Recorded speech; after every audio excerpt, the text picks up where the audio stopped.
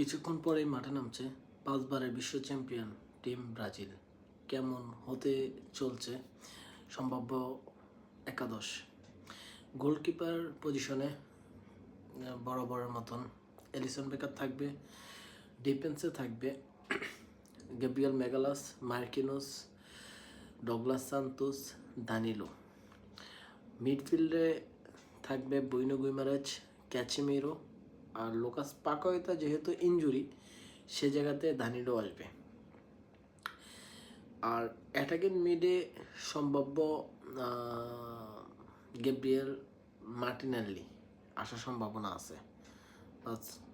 এখনও 100% শিওর না, কারণ কার্লো আনচেলত্তির ট্যাকটিক্স নিয়ে কোনো সন্দেহ নাই। আর অন্য কোচদের মতন কার্লো আনচেলত্তি ম্যাচের অনেক আগেই সব কিছু জানাই দিতে পছন্দ করেন না, সব কিছু গোপন থাকেন।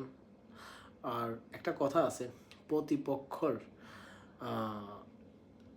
খেলার ধরন সাজানো দেখা কার্লো আনচেলত্তি ট্যাকটিক্স খাটায়। এই জিনিসটা যদি আপনি মানেন আর যদি না মানেন, খেলার মধ্যে কিছু কিছু জায়গায় দেখবেন অনেক পরিবর্তন নিয়ে আসে, যেটা শুধু লিজেন্ডারি যারা কোচ আছে, অনেক টপ লেভেলের কোচ, তারা এগুলা মূলত করেন। যাই হোক, আর এটাকে যদি দেখি, লেফট উইঙ্গার হিসাবে ভিনিসিয়াস জুনিয়র থাকবে। রাফিনা যদিও পুরোপুরি সুস্থ আছে, বাট এখনও শিওর না ফার্স্ট 11-এ জায়গা পাবে কিনা। রায়ান থাকতে পারে, রায়ানের প্রত্যেকটা ম্যাচ রায়ান ধীরে ধীরে ভালো করতেছে। আর ম্যাথিউস কোনা থাকবে। নেইমার জুনিয়রের কথা যদি আমরা বলি, নেইমার জুনিয়র মূলত এখন 90 মিনিট খেলার মতন ফিট আছে। গত কয়েকদিন আগে কার্লো আনচেলত্তি জানাই দিয়েছিল যে নেইমার এখন পুরোপুরি ফিট, এখন চাইলেই মারতে নামতে পারবে যখন আমরা মনে করব। এই যে যখন আমরা মনে করব, এই শব্দটা ইউজ করার মেন কারণটা হলো ডন কার্লো আনচেলত্তি চাচ্ছে না যে নেইমারকে নিয়ে কোনো ঝুঁকি নেই, কোনো রিস্ক নেই। ম্যাচের ফলাফল দেখা, খেলার সিচুয়েশন বুঝা চিন্তা করবে নেইমার জুনিয়র কি নামবে কি নামবে না। বাট নেইমার জুনিয়রকে নিয়ে যে রিস্ক নিতেছে না, এটা অলমোস্ট মোটামুটি শিওর থাকা যায়।